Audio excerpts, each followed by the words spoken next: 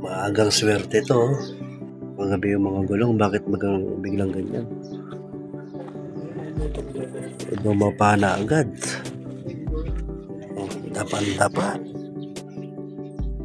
Na ulit, napabulkanize na natin. Nakapit na rin natin.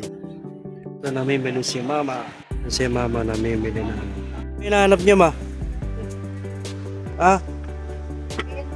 Meron bang bakya dito? Size 11 daw. Ilan size 11? Isa lang. Magkano nakasubad ka mo?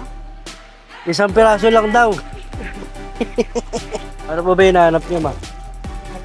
Na? Okay na yan.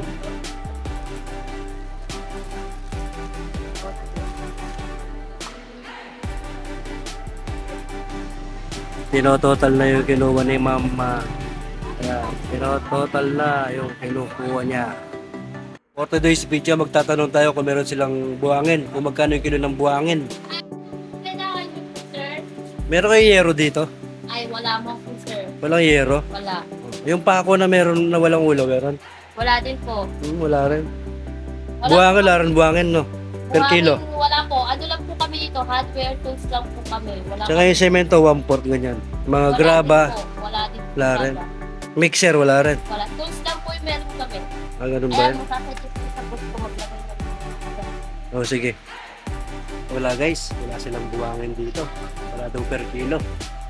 So yun na mga kasiblings. Nakawin na tayo sa bahay, no? Ayan yung mga napamili natin. Kaso wala. Bigo tayo dun sa buwangin na per kilo. Wala eh. Saka yung graba. Ewan ko, ano sasabi ko sa mga customer ko nito.